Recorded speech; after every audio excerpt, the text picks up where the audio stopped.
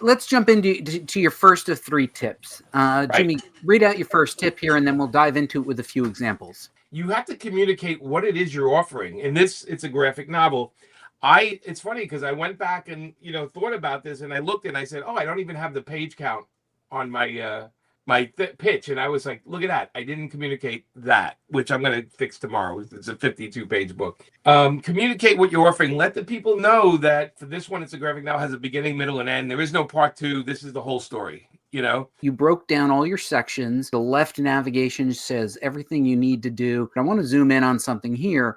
I didn't know that this was originally published by Dark Horse and that this is an expanded edition. So 24 pages was published in 3 issues of Dark Horse Presents. And for some reason, they went and collected it into that comic you see on the top, the Deep Sea story was never finished. That story has a cliffhanger in the middle of it. I got all the rights back. And I said, okay, now I'm going to call up Tony. I'm going to call up Paul and see if we can finally finish this story. So we went in, and for the past 2 years, because Tony has to do other work, we kind of worked on this thing forever. It's all done. Like, I'm doing this Kickstarter. Literally, the minute the Kickstarter is over, I go and press the button to the printer and say, give me this many copies. I also made the goal for the Kickstarter 10 grand because I'm like, that's what it cost me to pay everybody. I don't pay myself. I never pay myself on my Kickstarters. That's always later on kind of thing.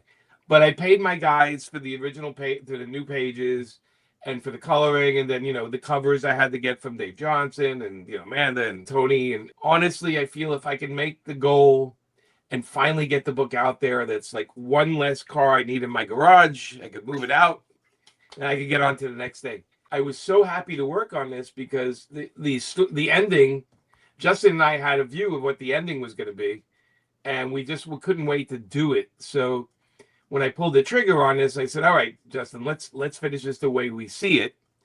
And I said, because I always saw it as like a romantic adventure with monsters in it. And it has a very emotional connection. When you read it, you'll get it, because it's about a guy who thought he lost the love of his life, and then something happens, right? So what I'm selling, it's pretty clear. It's called Deep Sea. We're gonna go deep into the sea. That's pretty obvious. There's characters. There's some artwork. We see there's some stuff going on. There's some octopus grabbing a girl. I even put in the bottom, if you're drawn to stories like Abyss, Sphere, or The Thing, it will resonate.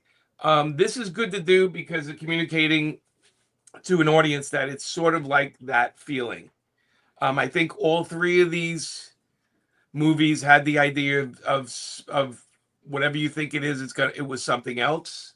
So communication of what you're doing with the money. Obviously, this one goes right into the talent involved. Nobody's getting rich from this. I also think if you never read it, you're going to really like it because you get the big story. You have to present it. You have to sell it for what it is. You have to try to hook people with the visuals. Again, this is all important. This will get the people to click it. When you put it on social media, make sure you have a good visual.